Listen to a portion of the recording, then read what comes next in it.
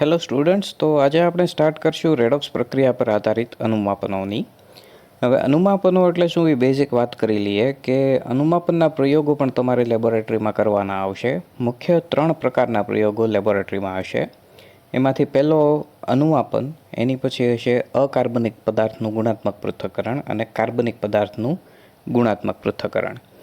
તો એની અંદર ત્રણેયની અંદર શું હોય કે જ્યારે આપણે અનુમાપન કરીએ અથવા તો વોલ્યુમેટ્રિક ટાઇટ્રેશન કે કદમાપક પૃથ્થકરણ, ત્રણેય એક જ વસ્તુના નામ છે. ત્યારે એની અંદર આપણને પદાર્થ કયો છે એ ઓલરેડી ખબર હશે અને આપણો ટાર્ગેટ છે આપેલા પદાર્થની સાંદ્રતા શોધવી. એટલે કે આપણને 0.1 મોલર સાંદ્રતાવાળું પદાર્થ આપેલો હોય, દ્રાવણ આપેલું હોય, કે પછી 1 મોલર આપેલું હોય કે 0.05 મોલર આપેલું હોય, એ આપણે શોધવાનું હોય. પછી કાર્બનિક અને અકાર્બનિક ગુણાત્મક પૃથ્થકરણની અંદર આપણે પદાર્થ કયો છે એ જાણકારી ન હોય, આપણે એ પદાર્થ શોધવાનો છે. એટલે કે અજ્ઞાત પદાર્થ છે એમાં કયો ધન આયન કયો ઋણ આયન છે અકાર્બનિક પદાર્થ હોય તો, અને કાર્બનિક હોય તો કયો પદાર્થ છે બેન્ઝીન ચક્ર ધરાવતો છે, આલ્કોહોલ ધરાવતો છે, એવો પદાર્થ શોધવાનો હોય. તો અહીંયા આપણે અનુમાપનોની વાત કરવાની છે. તો એસિડ બેઝ પ્રણાલીમાં આપણે એવી અનુમાપન પદ્ધતિના સંપર્કમાં આવીએ છીએ કે જેમાં એક દ્રાવણની પ્રબળતા બીજા દ્રાવણની મદદથી પીએચ સંવેદનશીલ સૂચકના ઉપયોગથી નક્કી કરવામાં આવે છે.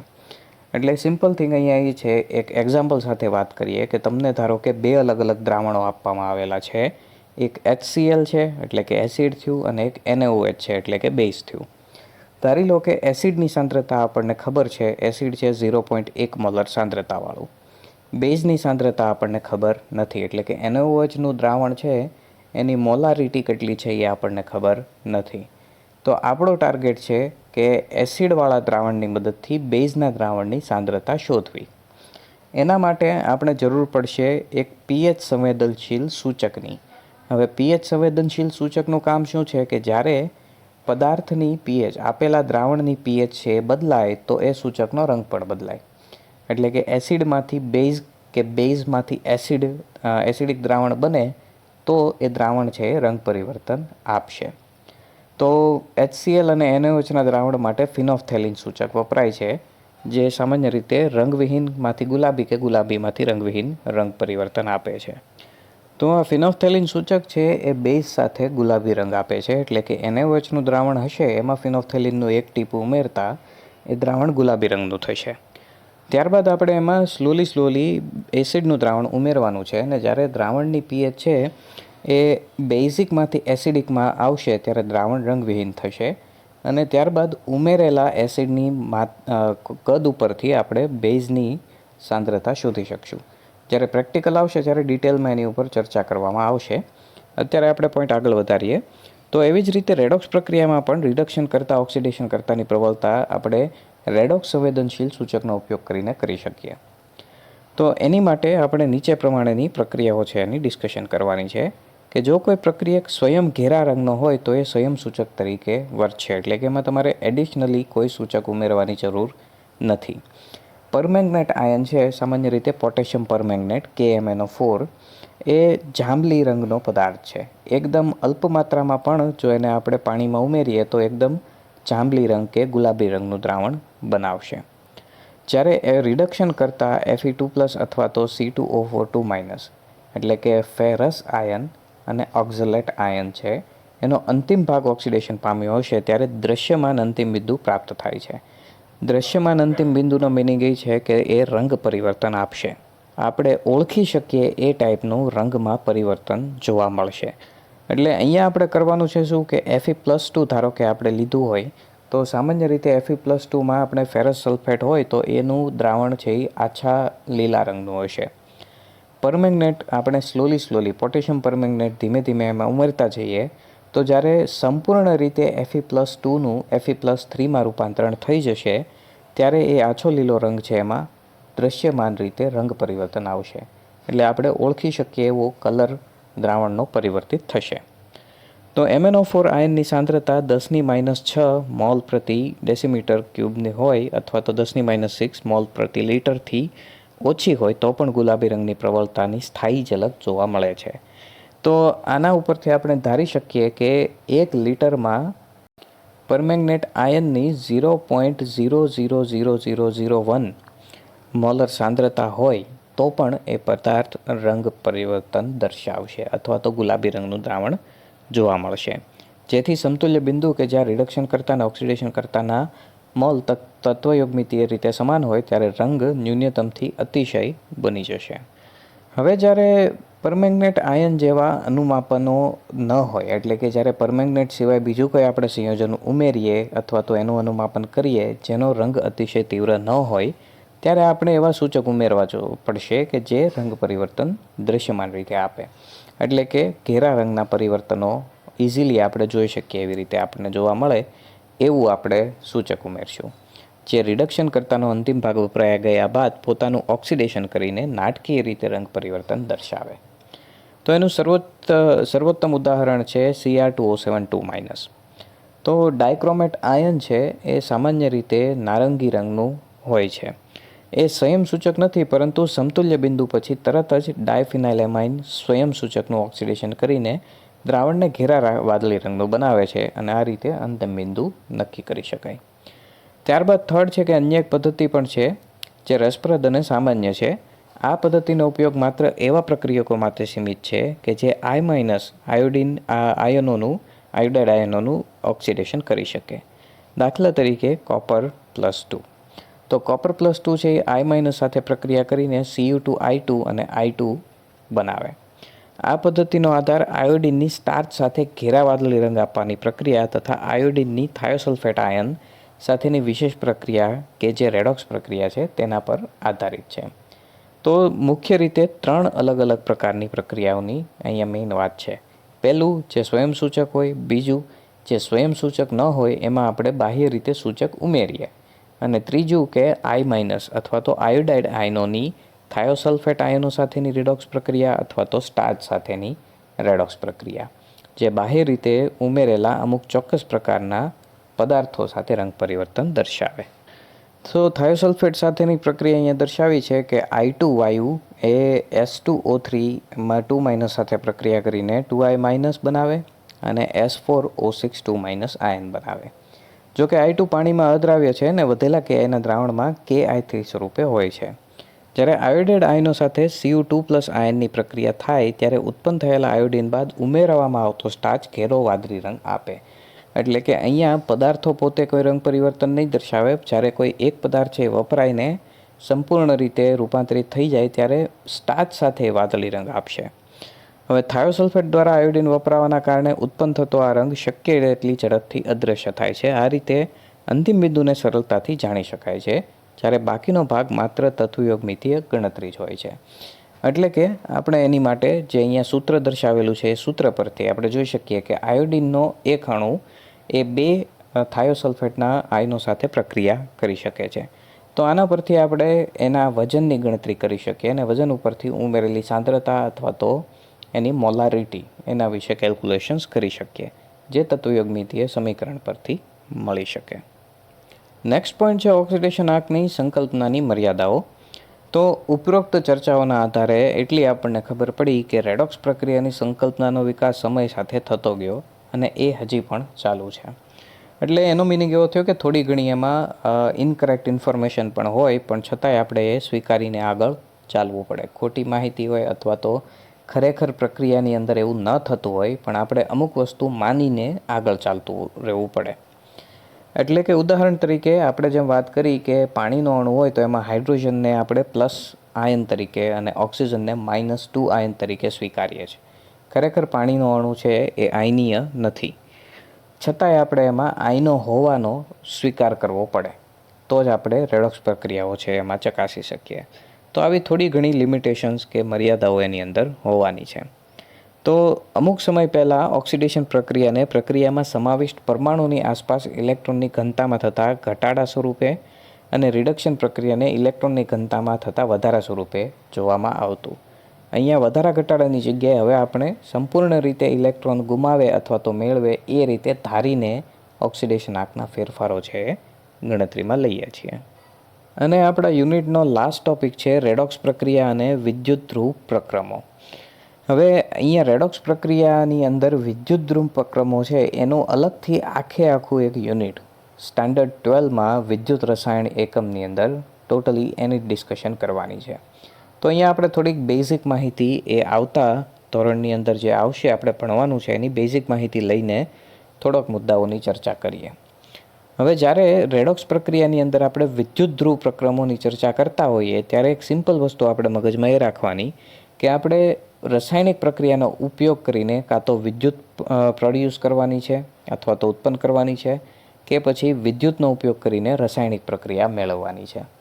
આવા એક્ઝામ્પલ્સ છે આપણે રેગ્યુલરલી જોઈએ જ છીએ અથવા તો વાપરીએ જ છીએ, પણ એ આપણને પ્રોપરલી ખ્યાલ ન હોય. દાખલા તરીકે આપણે કારની બેટરીની વાત કરીએ તો એની અંદર આપણે જાણીએ છીએ કે એની અંદર અમુક પ્રવાહીઓ આપણે ભરવા પડે. કદાચ એ પ્રવાહી ક્યાં ભરીએ છીએ એનાથી પરિચિત ન હોઈએ, પણ એટલો ખ્યાલ હશે કે એમાં આપણે ક્યારેક ટાઈમ ટુ ટાઈમ અમુક પ્રકારના પ્રવાહીઓ છે એ ભરવા પડે. તો એક સિમ્પલ થિંગ છે કે એ કારની બેટરી છે એને આપણે જ્યારે કાર ચલાવીએ છીએ ત્યારે એ બેટરી ચાર્જ થાય અને એ ચાર્જ થયેલી બેટરીમાંથી આપણે કારની અંદરના અલગ અલગ વિદ્યુત ઉપયોગ કરતા જે પદાર્થો છે અથવા તો સાધનો છે એનો ઉપયોગ કરી શકીએ, જેમ કે કારની લાઇટ્સ. તો જ્યારે લાઇટનો ઉપયોગ આપણે કરીએ છીએ ત્યારે બેટરીમાંથી રાસાયણિક પ્રક્રિયા દ્વારા વિદ્યુત ઉત્પન્ન થાય છે. અને એ જ રીતે જ્યારે કાર ચાલે ત્યારે એમાં ડાયનામો અથવા તો વિદ્યુત ઉત્પન્ન કરતા સાધનો હોય જે ગોળ ફરે અથવા તો રોટેશન દ્વારા એમાંથી વિદ્યુત ઉત્પન્ન થાય અને એમાંથી બેટરી ચાર્જ થાય. ચાર્જ થાય ખરેખર શું છે, એમાં રાસાયણિક પ્રક્રિયા થાય છે. સેમ વસ્તુ ફોનની બેટરીને પણ લાગુ પડે. તો વિદ્યુત પ્રક્રમો અથવા તો વિદ્યુત ધ્રુવોનો ઉપયોગ વડે આપણે રાસાયણિક પ્રક્રિયાથી વિદ્યુત ઉત્પન્ન કરી શકીએ અથવા તો વિદ્યુત આપીને રાસાયણિક પ્રક્રિયા કરાવી શકીએ. તો એક્ઝામ્પલ તરીકે ઝીંકના સળિયાને કોપર સલ્ફેટના દ્રાવણમાં ડુબાડવામાં આવે તો પ્રક્રિયા 8.15ને અનુરૂપ પ્રયોગ જોવા મળે. અને આ પ્રક્રિયા આપણે ઓલરેડી અગાઉ પણ ડિસ્કશન કરી લીધી છે. એઝ ફોર એક્ઝામ્પલ સૌથી પહેલી આકૃતિ 8.1 એની અંદર આપણે એ જ વસ્તુ કરેલી છે કે ઝીંકનો સળિયો છે એ આપણે કોપરના દ્રાવણની અંદર ડુબાડેલો છે અને એમાં આપણે જોયું કે ઝીંક છે એનું ઓક્સિડેશન થાય છે અને કોપરનું રિડક્શન થાય છે, જેની પ્રક્રિયા આપણે ઉપર અહીંયા જોઈ શકીએ છીએ. પ્રક્રમ 8.15 એમાં ઝીંક છે એ ઇલેક્ટ્રોન ગુમાવીને Zn+2 બને છે અને કોપર છે ઇલેક્ટ્રોન સ્વીકારે છે અને કોપર ધાતુ બને છે. એટલે કે અહીંયા બે અલગ અલગ ધાતુઓ વચ્ચે ઇલેક્ટ્રોન્સની લેતી દેતી થાય છે. હવે બંને એક જ દ્રાવણની અંદર અથવા તો એક જ બીકરની અંદર બંને હોવાથી આપણને કોઈ પ્રકારનો વિદ્યુત પ્રવાહ ઉત્પન્ન થયેલો જોવા નહીં મળે. પણ ધારી લો કે આપણે બે અલગ અલગ બીકરમાં આ પ્રક્રિયા કરીએ તો ઇલેક્ટ્રોન્સને એક જગ્યાએથી બીજી જગ્યાએ પહોંચવા માટે વાહક માધ્યમની જરૂર પડશે. એટલે વાહક માધ્યમ તરીકે આપણે ધાતુનો તાર ગોઠવીએ તો એમાં આપણને વિદ્યુત પ્રવાહ પસાર થતો જોવા મળશે અને એનો મિનિંગ એવો થયો કે આપણે એને બેટરી તરીકે ઉપયોગ કરી શકશું. તો આ રેડોક્સ પ્રક્રિયા દરમિયાન ઝીંકથી કોપર તરફના ઇલેક્ટ્રોનના પ્રત્યક્ષ સ્થાનાંતરણને કારણે ઝીંક ધાતુનું ઓક્સિડેશન થઈને ઝીંક આયન અને કોપર આયનોનું રિડક્શન થઈને કોપર ધાતુ બને છે. હવે પ્રત્યક્ષ સ્થાનાંતર એટલે કે બંને એક જ બીકરમાં હોવાથી સીધા ઝીંકના મુક્ત થયેલા ઇલેક્ટ્રોન કોપરના આયનો દ્વારા સ્વીકારવામાં આવશે. તો આ એકબીજાને હેન્ડ ટુ હેન્ડ એટલે કે એકબીજાને સંપર્કમાં આવીને ઇલેક્ટ્રોનની લેતી દેતી થાય છે. હવે આની આ પ્રક્રિયા દરમિયાન ઉષ્માનું ઉત્સર્જન થાય છે, એટલે કે જે કાંઈ પણ ઉર્જા ઉત્પન્ન થાય છે એ ઉષ્મા સ્વરૂપે રૂપાંતરિત થઈ જશે. અને આ જ પ્રક્રિયામાં આ પ્રયોગમાં થોડો ફેરફાર તે મુજબ કરવામાં આવે જેથી ઇલેક્ટ્રોનનું સ્થાનાંતરણ અપ્રત્યક્ષ રીતે થાય. એટલે કે ઝીંક સીધા ઇલેક્ટ્રોન મુક્ત કરીને કોપરને નહીં આપી શકે. આપણે ઝીંક અને કોપર બંનેને અલગ અલગ રાખવાના છે, છતાંય આ પ્રક્રિયા કરવાની છે. તો આ માટે કોપર સલ્ફેટના દ્રાવણમાંથી ઝીંક ધાતુને અલગ કરવી આવશ્યક થઈ જાય અને આના માટે આપણે એક બીકરમાં કોપર સલ્ફેટનું દ્રાવણ લઈશું અને એમાં ઝીંકનો સળિયો મૂકશું અને બીજામાં ઝીંક સલ્ફેટનું દ્રાવણ લઈને એની અંદર ઝીંકનો સળિયો મૂકશું અને બંને બીકરોમાં ધાતુ અને તેના ક્ષારોના દ્રાવણને આંતરપૃષ્ઠ પર એટલે કે સપાટી પર એક જ પ્રકારના રસાયણના રિડક્શન પામેલા અને ઓક્સિડેશન પામેલા સ્વરૂપો એકસાથે હાજર હોય છે, જે ઓક્સિડેશન અને રિડક્શન પ્રક્રિયામાં રહેલી સ્પીસીસને દર્શાવે છે. તો ઓક્સિડેશન અને રિડક્શન પ્રક્રિયામાં ભાગ લેતા પદાર્થોના ઓક્સિડેશન પામેલા અને રિડક્શન પામેલા સ્વરૂપોની એકસાથે હાજરીને રેડોક્સ યુગ્મ કહેવામાં આવે છે. હવે આ ઓક્સિડાઇઝ અને રિડ્યુસ સ્વરૂપો છે એને અલગ પાડવા માટે આપણે એને ત્રાસી લીટી વડે દર્શાવવામાં આવશે.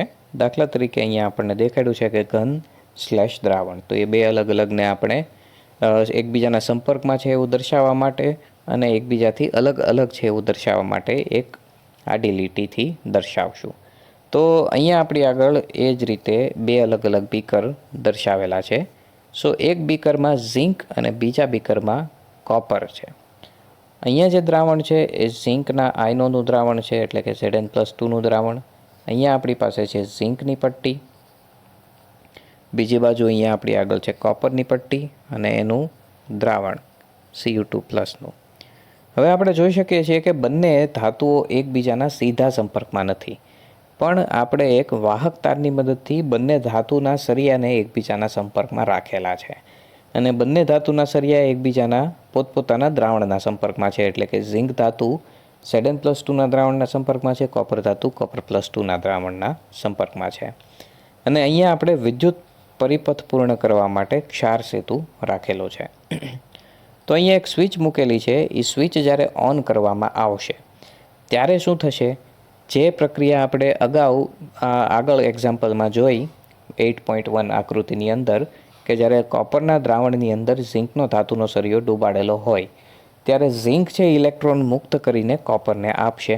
અહીંયા એ જ પ્રક્રિયા થશે, પણ ઝિંકની ધાતુની પટ્ટી છે એ દ્રાવણ ઓગાળશે, ઝિંક ધાતુને ઓગાળશે દ્રાવણની અંદર Zn+2 સ્વરૂપે. મુક્ત થયેલા ઇલેક્ટ્રોન છે એ વાહક તારની મદદથી કોપરની ધાતુની પટ્ટીની સપાટી ઉપર આવશે અને એ સપાટી તરફ આકર્ષિત થશે કોપરના આયનો, અને ધીમે ધીમે ઝિંકવાળી પટ્ટી છે એનું વજન ઘટતું જશે, કોપરવાળી પટ્ટીનું વજન વધતું જશે. અને જ્યાં સુધી પ્રક્રિયા સતત ચાલુ રહેશે ત્યાં સુધી ઇલેક્ટ્રોનનો પ્રવાહ આ વાહક તારની મદદથી સતત આપણને જોવા મળશે. એટલે કે ત્યાં જો તમે કોઈ નાનું વિદ્યુતીય સાધન મૂકો, ફોર એક્ઝામ્પલ નાનું LED બલ્બ, તો એમાં પ્રકાશ ઉત્પન્ન થશે. અથવા તો ત્યાં આપણે કોઈ મીટર મૂકીએ, જે મીટર આપણને રીડિંગ્સ આપે વિદ્યુત પ્રવાહનું, ગેલ્વેનોમીટર છે, એમીટર છે વગેરે જેવા, તો એ મીટરની અંદર પણ આપણને વિદ્યુત પ્રવાહ પસાર થતો જોવા મળશે. એટલે કે એક રીતે આપણે અહીંયા એક વિદ્યુત કોષ અથવા તો સેલ બનાવ્યો છે, જે રીતના સેલ આપણે રિમોટ્સની અંદર અથવા તો વોચ કે ઘડિયાળની અંદર પણ યુઝ કરીએ છીએ. તો આ બંને બીકરમાં થતી પ્રક્રિયાઓ આપણને નીચે દર્શાવી છે કે ઓક્સિડેશન પ્રક્રિયા થશે ઝિંક તરફ અને રિડક્શન પ્રક્રિયા થશે કોપર તરફ, જે બંને અર્ધ પ્રક્રિયાઓ દર્શાવેલી છે. એ બંને અર્ધ પ્રક્રિયાને પૂર્ણ કરીએ તો આપણને પૂર્ણ રેડોક્સ પ્રક્રિયા જોવા મળશે.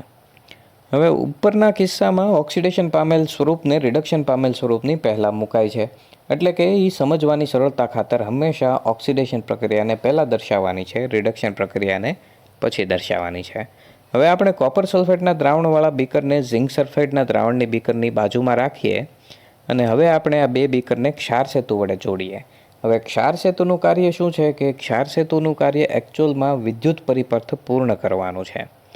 તો એની અંદર આપણે આયનો ભરેલું દ્રાવણ હશે અને એ બંને પ્રકારના દ્રાવણોના સંપર્કમાં આવશે.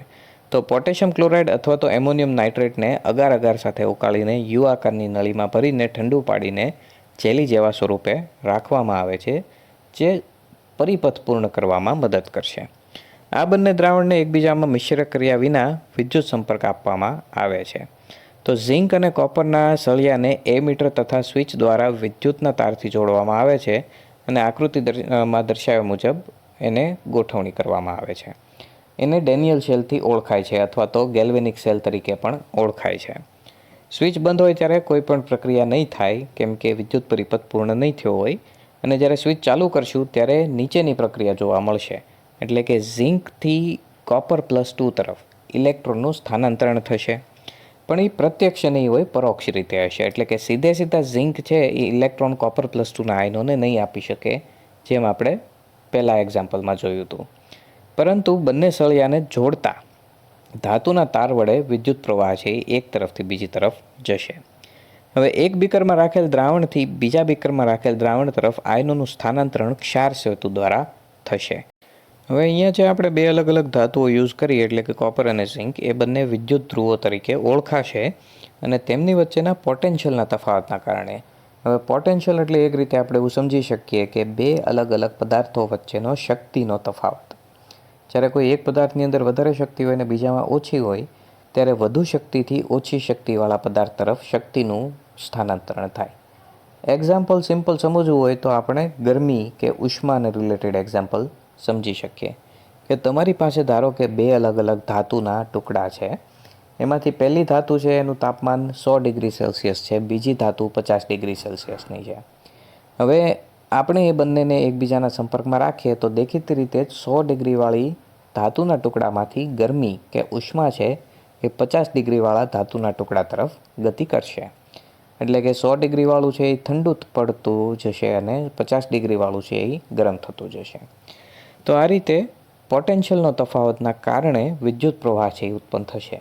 પણ અહીંયા પોટેન્શિયલના તફાવતના કારણે હીટની બદલે, ગરમીના બદલે વિદ્યુત એક તરફથી બીજા તરફ અથવા તો ઇલેક્ટ્રોન છે એક તરફથી બીજા તરફ સ્થાનાંતરણ કરશે. હવે અહીંયા આપણે વિદ્યુત ધ્રુવો યુઝ કર્યા છે તો એના પોટેન્શિયલને વિદ્યુત ધ્રુવ પોટેન્શિયલ તરીકે ઓળખાશે. અને જો વિદ્યુત ધ્રુવની પ્રક્રિયામાં ભાગ લેતી દરેક સ્પીસીસ એકમ સાંદ્રતા ધરાવતી હોય, એટલે કે 1 મોલર સાંદ્રતા ધરાવતી હોય તો, અને જો વાયુ ઉપયોગમાં લીધો હોય તો એનું એકમ દબાણ એટલે કે 1 વાતાવરણ જેટલું દબાણ. તો આ પ્રક્રિયા 298 કેલ્વિન તાપમાને થતી હોય તો એને પ્રમાણિત વિદ્યુત પોટેન્શિયલ કહેવાશે. એટલે કે પ્રમાણિત અવસ્થાએ આપેલા વિદ્યુત ધ્રુવનો પોટેન્શિયલ પ્રમાણિત વિદ્યુત ધ્રુવ પોટેન્શિયલ કહેવાય. અને પ્રમાણિત અવસ્થા એટલે શું? 298 કેલ્વિનનું તાપમાન, અને જો દ્રાવણ હોય તો 1 મોલર સાંદ્રતા, અને વાયુ હોય તો 1 વાતાવરણ દબાણ. સામાન્ય રીતે એમ માનવામાં આવે કે હાઇડ્રોજન ધ્રુવ છે એનો પોટેન્શિયલ 0 છે. હવે અહીંયા માનવામાં આવેનું કારણ એ છે કે કોઈ પણ વિદ્યુત ધ્રુવનો પોટેન્શિયલ તમે અલગ રીતે અથવા તો સિંગલ એનો વિદ્યુત ધ્રુવ પોટેન્શિયલ પ્રેક્ટિકલી શોધી શકતા નથી. બે અલગ અલગ ધ્રુવોને આપણે એકબીજા સાથે સંપર્કમાં લાવીને એ બંને વચ્ચેનો તફાવત તમે શોધી શકો છો. એટલે કે ધારી લો કે તમારી પાસે એક A અને એક B એમ બે અલગ અલગ, આપણે પદાર્થની જગ્યાએ વજનનું એક્ઝામ્પલ લઈએ કે બે અલગ અલગ વજન છે. એનું વજન કેટલું અને બીનું વજન કેટલું એ આપણે જાણી શકતા નથી. પણ આપણી પાસે એક ત્રાજવું છે, એ ત્રાજવામાં જ્યારે A અને B બંનેને આપણે મૂકીએ તો એ બંને વચ્ચેનો તફાવત આપણને મળે છે. ધારી લો કે એ તફાવત 5 છે. તો એનો મિનિંગ એવો થાય કે A છે એ 10 કિલો પણ હોઈ શકે અને B 5 કિલો હોઈ શકે, અથવા તો A 15 કિલો હોઈ શકે અને B છે એ 10 કિલો હોઈ શકે, અથવા તો A 5 કિલો હોય છે અને B 0 કિલો હશે. આમાંથી કોઈ પણ સેટ હોઈ શકે અને આવા અનંત સેટ આપણને મળી શકે કે જેનો તફાવત 5 હોઈ શકે.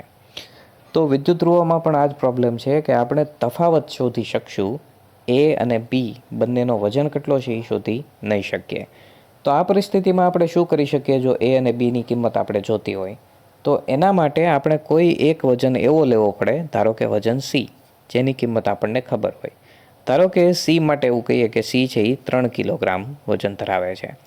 તો જ્યારે A અને Cને બંને એકબીજાને એક જ ત્રાજવામાં આપણે મૂકીએ ત્યારે બંનેનો તફાવત આપણને સપોઝ કે 7 મળે છે. તો એનો મિનિંગ એવો થયો કે A બરાબર 10 હશે, કેમ કે 10 અને 3નો તફાવત છે એ 7 છે. હવે જો A 10 હોય તો B છે એ 5 હોવો જોઈએ. તો આ રીતે અજ્ઞાત વજન માટે આપણે જ્ઞાત વજનની જરૂર પડે. તો સેમ વસ્તુ અહીંયા પોટેન્શિયલ્સ કે વિદ્યુત ધ્રુવ પોટેન્શિયલ્સ માટે પણ થશે. આપણે અલગથી વિદ્યુત ધ્રુવોના પોટેન્શિયલ માપી શકતા નથી, પણ બે અલગ અલગ ધ્રુવોને એકબીજાના સંપર્કમાં લાવીને એનો તફાવત માપી શકીએ છીએ. તો સમજવા માટે અથવા તો કિંમતો તારવવા માટે હાઇડ્રોજનનો જે ધ્રુવ આપણે બનાવીએ એની કિંમત આપણે 0 ધારી લીધી છે. એટલા માટે અહીંયા કીધું છે કે એવું માનવામાં આવે છે કે પ્રમાણિત હાઇડ્રોજન ધ્રુવનો પોટેન્શિયલ 0 છે. હવે એકની ખબર પડી ગઈ તો એના મિનિંગ એવો થયો કે આપણે એની સાથે બીજા ધ્રુવોને જોડીને એની કિંમત પણ શોધી શકશું. તો દરેક વિદ્યુત ધ્રુવ પ્રક્રિયા માટે વિદ્યુત ધ્રુવ પોટેન્શિયલનું મૂલ્ય સક્રિય સ્પીસીસના ઓક્સિડેશન પામેલા અને રિડક્શન પામેલા સ્વરૂપોના સાપેક્ષ વલણનું માપ છે. એટલે કે કોપર માટે ધારો કે એનું રેડ્યુસ સ્વરૂપ છે કોપર ધાતુ અને ઓક્સિડાઇઝ સ્વરૂપ છે Cu2+ આયન. E નોટ, હવે અહીંયા જે સિમ્બોલ આપેલો છે E નોટના ઋણ મૂલ્યનો અર્થ થાય કે રેડોક્સ યુગ્મ H+H2 યુગ્મની સરખામણીમાં પ્રબળ રિડક્શન કરતા છે. અને અહીંયા E નોટ એટલે કે રિડક્શન પોટેન્શિયલનું મૂલ્ય. આ કિંમત છે એ રિડક્શન પોટેન્શિયલનું મૂલ્ય દર્શાવે છે. તો જો રિડક્શન પોટેન્શિયલનું મૂલ્ય ઋણ હોય તો એનો મિનિંગ એવો થયો કે હાઇડ્રોજન માટે આપણે કિંમત 0 ધારી છે અને આપેલા પદાર્થની એની કરતાં ઓછી હોવાથી એને આપણે ઋણ તરીકે જ સ્વીકારવી પડશે. અને એ જો ઋણ હશે તો એ પ્રબળ રિડક્શન કરતા હશે, હાઇડ્રોજન કરતાં પ્રબળ રિડક્શન કરતા હશે તો એનું પોતાનું ઓક્સિડેશન થતું હશે. એટલે કે હાઇડ્રોજન કરતાં ઓછી કિંમત ધરાવતા છે એને આપણે હાઇડ્રોજન સાથે જોડીએ તો એ ઓક્સિડાઇઝ થશે અને હાઇડ્રોજન છે એનું રિડક્શન થશે. અને એ જ રીતે ઊંધું વિચારી શકીએ કે જ્યારે કિંમત સેલની પોટેન્શિયલ વધારે હશે ત્યારે હાઇડ્રોજન એની સાથે ઓક્સિડેશન પામશે અને એ પ્રબળ આપેલો પદાર્થ છે એ આપણો પ્રબળ ઓક્સિડેશન કરતા હશે હાઇડ્રોજનની સાપેક્ષે. તો એ આપણને અહીંયા દર્શાવેલું છે. હવે પ્રમાણિત વિદ્યુત પોટેન્શિયલ બહુ જ મહત્ત્વપૂર્ણ છે અને તેનાથી આપણે ઘણી બધી ઉપયોગી જાણકારીઓ મેળવી શકીએ છીએ, જેના ઉદાહરણો અહીંયા આપણને ટેબલમાં દર્શાવેલા છે અને આના વિશે આપણે ડિટેલમાં અભ્યાસ કરશું ધોરણ 12ની અંદર વિદ્યુત રસાયણ એકમની અંદર.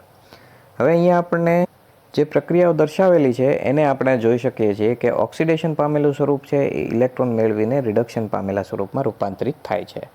તો અહીંયા આપણને જે કોઈ પણ કિંમતો લાસ્ટની અંદર અહીંયા દર્શાવેલી છે એ દરેક કિંમતો છે આ લાસ્ટ લાઇનની અંદર એ આપણે રિડક્શન પોટેન્શિયલની કિંમત, કેમ કે પ્રક્રિયાઓ રિડક્શન છે. આપણે એક્ઝામ્પલ પહેલાંનું લઈએ કે F2 છે 2 ઇલેક્ટ્રોન સ્વીકારીને એ 2F- માં રૂપાંતરિત થાય છે એટલે કે રિડક્શન પામે છે અને ત્યારના હાઇડ્રોજન સાથે જોડતા રિડક્શન પોટેન્શિયલની કિંમત મળે છે 2.87. તો આ કિંમત છે એ રિડક્શન પ્રક્રિયાની હોવાથી એને રિડક્શન પોટેન્શિયલ તરીકે ઓળખાશે. અને જેમ જેમ આપણે નીચે જતા જઈએ એમ રિડક્શનની પ્રબળતા વધતી જશે અને એ જ રીતે જેમ જેમ ઉપર જતા જશું એમ ઓક્સિડેશન પ્રબળતા વધતી જશે. તો અહીંયા એક્ઝામ્પલમાં આપણને ઘણી બધી કિંમતો દર્શાવેલી છે જેનો ઉપયોગ આપણે નેક્સ્ટ યરની અંદર એટલે કે સ્ટાન્ડર્ડ 12ની અંદર કેલ્ક્યુલેશન્સમાં પણ કરવાનો આવશે અને ત્યારે ફરીથી આ ટેબલ એમાં દર્શાવેલું પણ છે. તો અહીંયા આપણું યુનિટ કમ્પ્લીટ થાય છે અને નેક્સ્ટ લેક્ચરમાં આપણે થોડીક પ્રક્રિયાઓ સંતુલિત કરવાના એક્ઝામ્પલ્સ છે એ જોશું જે સ્વાધ્યાયની અંદર મેન્શન કરેલા હોય. તો જો તમારું સજેશન કોઈ હોય સ્વાધ્યાયની અંદરથી રિએક્શન્સ છે જોઈ લેજો, તમને એવું લાગતું હોય કે આ પ્રક્રિયાઓ થોડીક અઘરી પડશે તો એ પ્રક્રિયાનું ઉદાહરણ આપણે લેશું. જો તમારી તરફથી કોઈ રિક્વેસ્ટ નહીં આવે તો કોઈ પણ પ્રક્રિયા લઈને આપણે એક જ પ્રક્રિયા લઈને બંને મેથડથી, જે 2 અલગ અલગ મેથડ આપણે લર્ન કરી એ બંને મેથડથી આપણે એને સોલ્યુશન કરવાની ટ્રાય કરશું.